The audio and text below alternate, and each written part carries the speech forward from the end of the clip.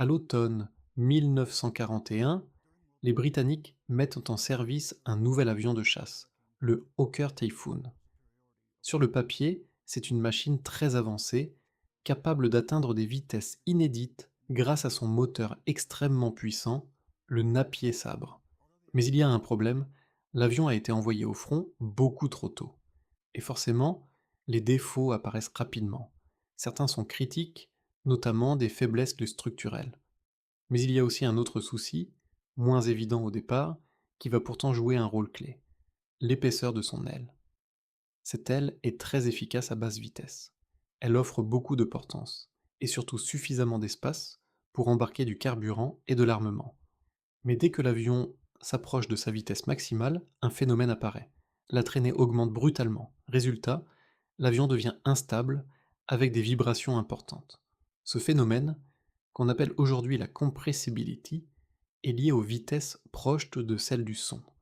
À l'époque, il est encore mal compris, et il n'avait pas été anticipé lors de la conception du Typhoon.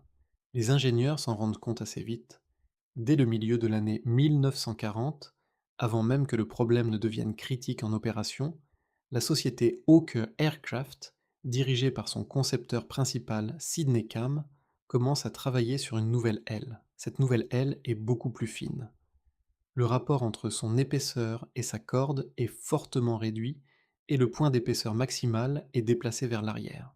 Sa surface supérieure est plus lisse et sa forme générale devient semi-elliptique avec une surface totale légèrement augmentée. Tout ça correspond à ce qu'on appelle une aile à écoulement laminaire, un concept qu'on retrouve aussi sur le célèbre North American P-50 et un Mustang.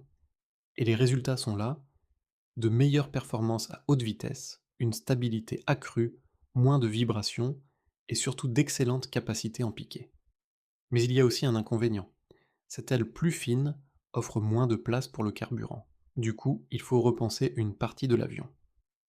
Un nouveau réservoir est installé dans le fuselage, ce qui oblige à avancer le moteur et à allonger la structure. À partir de cette nouvelle aile, un projet plus ambitieux commence à prendre forme. En août 1941, le ministère de l'Air britannique publie la spécification F-1041, qui prévoit la construction de prototypes d'une version améliorée du Typhoon, appelée à ce moment-là Typhoon Mark II. Mais les changements ne s'arrêtent pas à l'aile. Un élément très visible va disparaître. La prise d'air frontale sous le nez, le fameux menton du Typhoon. À la place, les entrées d'air pour le radiateur et le refroidisseur d'huile sont déplacées à la racine des ailes, un peu comme sur le de Havilland Mosquito.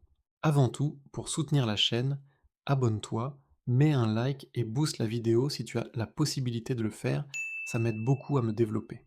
Ce changement nécessite une nouvelle version du moteur, le Sabre Mark IV.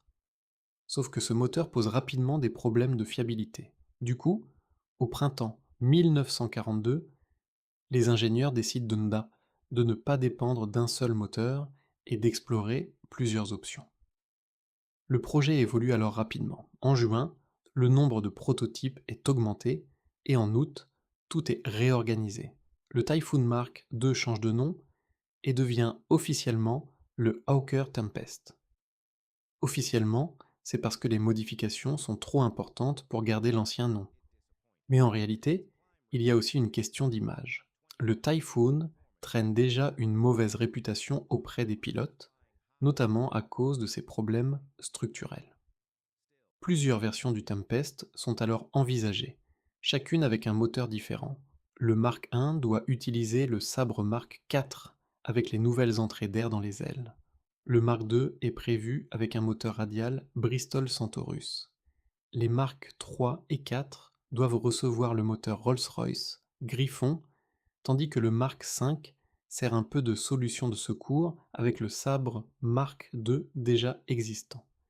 Mais comme souvent en temps de guerre, tous ces projets ne vont pas aboutir. Le prototype du Mark I atteint pourtant des performances impressionnantes avec une vitesse d'environ 760 km/h, mais il est finalement abandonné à cause des problèmes du moteur. Les versions équipées du Griffon ne verront pas non plus le jour, ce moteur étant réservé à d'autres avions notamment le Supermarine Spitfire. Au final, seules deux versions entreront réellement en production, le Mark II et le Mark V. Mais à ce stade, le développement est encore en cours et l'histoire du Tempest est loin d'être terminée. La première version du Tempest à réellement entrer en service, c'est le Mark V. Et contrairement à ce qu'on pourrait penser, il reste assez proche du Hawker Typhoon d'origine.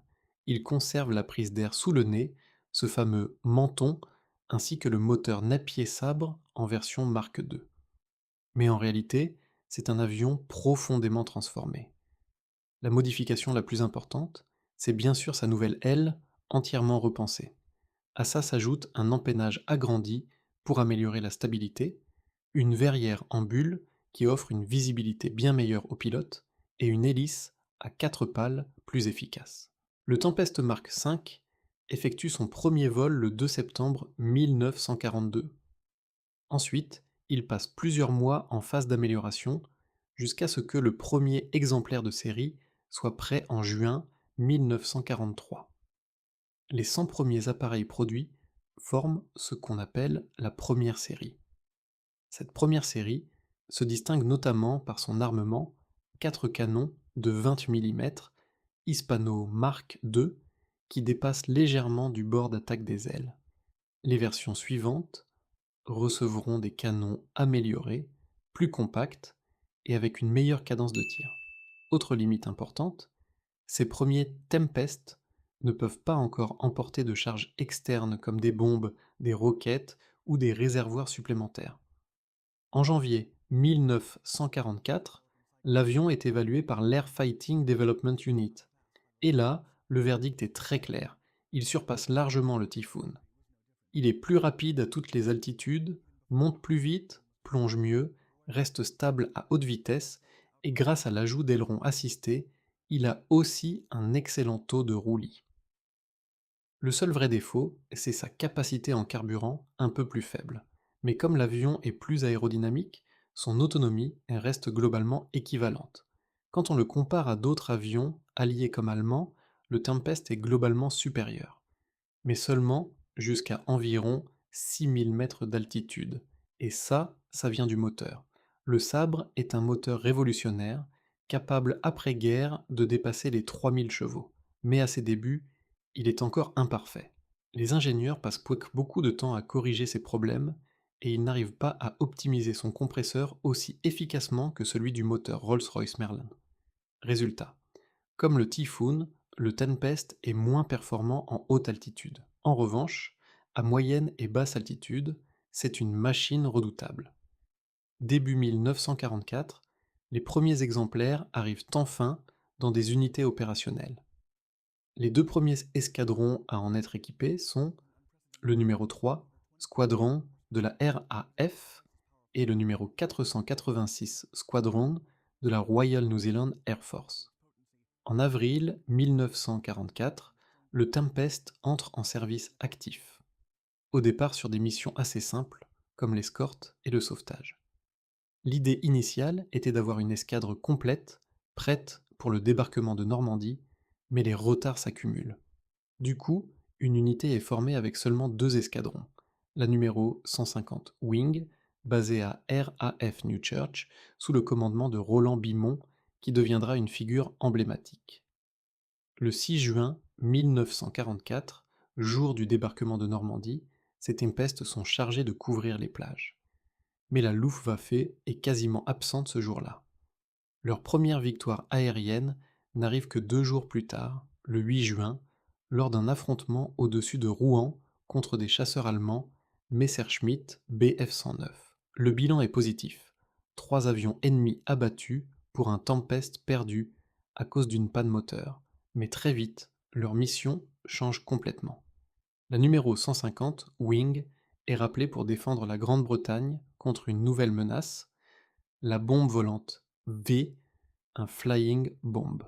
Ces engins sont lancés depuis le nord de la France, volent à basse altitude et à grande vitesse, et sont extrêmement difficiles à intercepter. Mais s'il y a bien une chose que le Tempest possède, c'est la vitesse à basse altitude.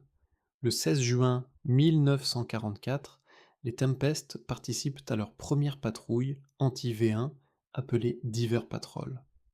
Ce jour-là, ils revendiquent déjà 13 destructions.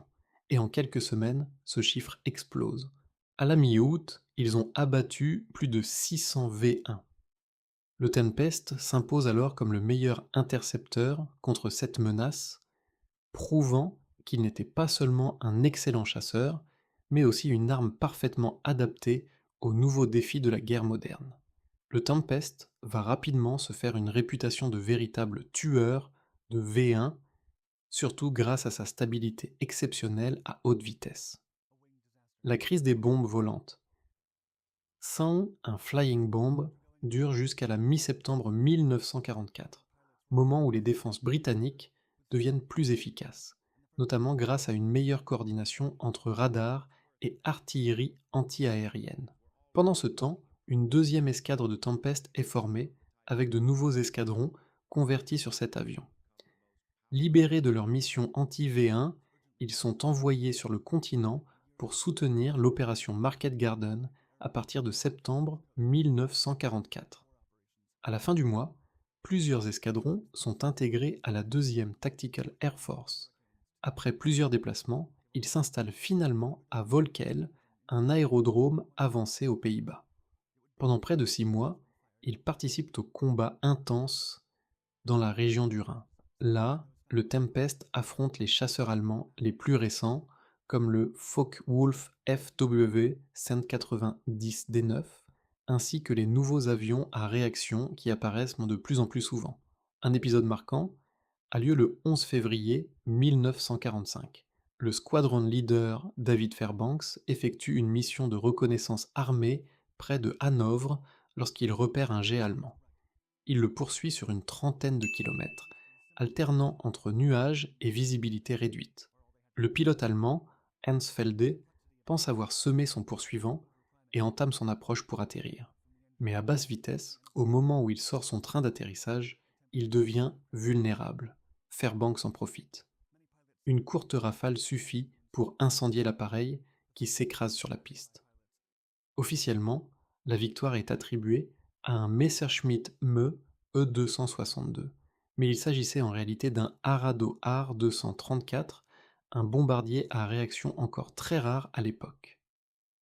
Ce serait la première destruction de ce type d'appareil par les Alliés. Fairbanks, d'origine américaine, deviendra l'as le plus titré sur Tempest, avec au moins 11 victoires confirmées. Mais le Tempest ne se limite pas au combat aérien. Il joue aussi un rôle majeur dans l'attaque au sol. Lors des missions de reconnaissance armée, il mitraille et détruit locomotives, véhicules et avions au sol. Ce sont des opérations très dangereuses, car les défenses antiaériennes allemandes sont particulièrement efficaces. D'ailleurs, la majorité des pertes de Tempest, environ 155 appareils au total au sein de la 2e Tactical Air Force, sont dues soit à la DCA, soit à des pannes moteurs. Malgré ça, les résultats restent impressionnants. Environ 240 victoires aériennes revendiquées, avec un ratio de destruction estimé à environ 7 contre 1. À la fin de la guerre en Europe, seuls 8 escadrons utilisent le Tempest Mark V, car les conversions ont été stoppées au profit d'une version plus avancée. Cette version, c'est le Hawker Tempest Mark II, considéré comme la version définitive. Il vole pour la première fois en juin 1943, mais son développement est retardé par des problèmes de vibration moteur. Il est équipé d'un moteur radial Bristol Centaurus de plus de 2500 chevaux. Les performances sont impressionnantes, environ 710 km/h en vitesse maximale et une montée à 4500 mètres en seulement 4 minutes 30. Mais il arrive trop tard. Les premiers exemplaires de série sortent en octobre 1944, trop tard pour participer au combat en Europe.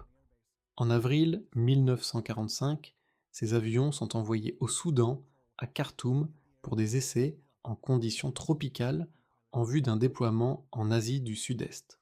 Car même si l'Allemagne a capitulé, le Japon continue de se battre. Mais finalement, la guerre se termine avant qu'il n'entre en action.